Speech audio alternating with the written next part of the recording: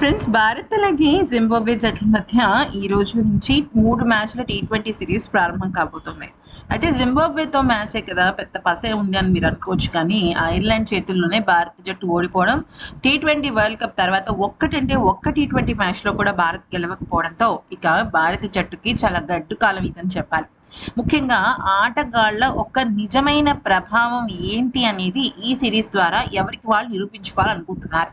ముఖ్యంగా బ్యాటింగ్ వైఫల్యం, తర్వాత బౌలింగ్ వైఫల్యం ఆల్రౌండ్గా పూర్తిగా విఫలమైన కారణంగా ఇప్పుడు టోటల్ మన భారత జట్టు బ్యాటింగ్ పైన ఎక్కువ ఫోకస్ పెడుతుంది. ఎందుకంటే ఓపెనర్లు విఫలం అవుతున్నారు, ఓపెనర్ల తర్వాత వచ్చేవాళ్ళు విఫలం అవుతున్నారు. ఎవరో ఒక్కరు తప్ప, ఆ ఒక్కరు కూడా మహా అయితే 45 నుంచి 70 పరుగుల మధ్య జరుగుతుంది. సో ఓవరాల్ స్కోర్ తక్కువగా లక్ష్యంగా ఇస్తున్నారు. లేదు 200 పరుగులు దాటుతోంది అంటే బౌలింగ్లో వైఫల్యం కనబడుతుంది. అందుకనే ఈ నేపథ్యంలో బౌలింగ్, బ్యాటింగ్ విషయంలో ఒక అద్భుతమైన టెక్నిక్ వాడుతున్నారు. అదేంటి అంటే కంటిన్యూస్ 3 అవర్స్ ప్రాక్టీస్ అనమాట.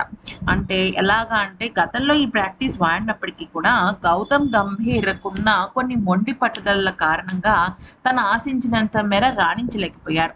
ఇప్పుడు వివిఎస్ లక్ష్మణ్ ఈ యంగ్స్టర్స్కి ఉన్న బలాలు, బలహీనతల్ని కరెక్ట్గా అంచనా వేసి దానికి తగ్గట్టుగానే ఇక్కడ వ్యవహరించడం జరుగుతుంది.